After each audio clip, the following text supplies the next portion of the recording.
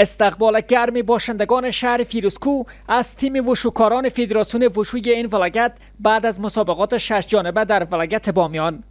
آمر تربیت بدنی و ورزش غور میگوید این ورزشکاران توانستند با به دست آوردن 3 کپ قهرمانی و 2 کمربند مرکزی و نیمه مرکزی مقام اول را در این مسابقات از آن خود کنند. مسابقات 6 جانبه وشو به میزبانی ولایت بامیان برگزار شده بود که در این مسابقات تیم ما و شما هم اشتراک کرده بود که در این مسابقات از لحاظ تیمی تیم ولایت غور مقام اول گرفت در بین 6 ولایت و همچنان از لحاظ تک فردی با دست آوردن 3 کاپ قهرمانی و 2 هم کمربند مرکزی و نیمه مرکزی دوباره در ولایت ما و شما برگشتند. مربیان این تیم و وشوکاران غوری از حمایت‌های مسئولان در آمریت تربیت بدنی و ورزش این فلکت از ورزشکاران ستایش می‌کنند و دستاوردهایشان را در این مسابقات افتخار بزرگی در جامعه ورزشی غور می‌دانند. خوشبختانه تیم وشوی ولایت غور در مسابقات میزبانی ولایت بامیان اشتراک نمودند. در اون مسابقات 6 ولایت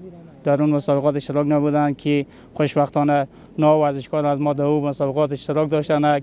فایت مرکزی، نیمه مرکزی، 2 کمربند قهرمانی خود از آن خود نمودند. محمد عمر نیکپا فایت مرکزی، عبدالحمد امانی فایت نیمه مرکزی را از آن خود نمودند و 3 تا کاپ قهرمانی را از آن خود نمودند.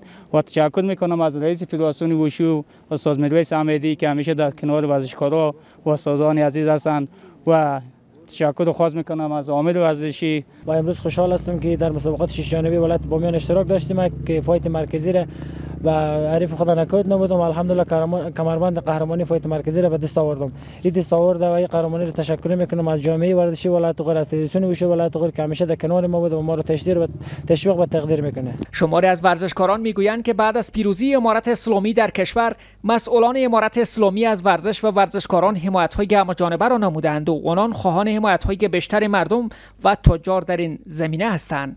طی 4 سال اخیر بعد از پیروزی امارت اسلامی، مسئولان دلسوز امارت اسلامی همواره از ورزشکاران حمایت همه‌جانبه نبودند. ورزشکاران ما توانستند در مسابقات در سطح زون‌های مسابقات ملی دستاوردهای خوبی را کسب نمایند.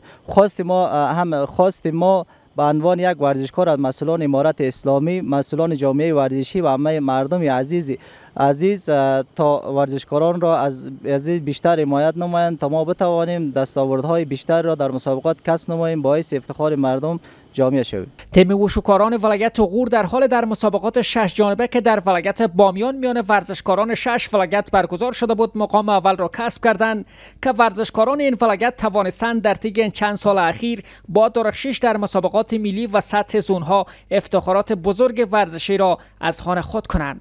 احمد شهرانی، تلویزیون ملی.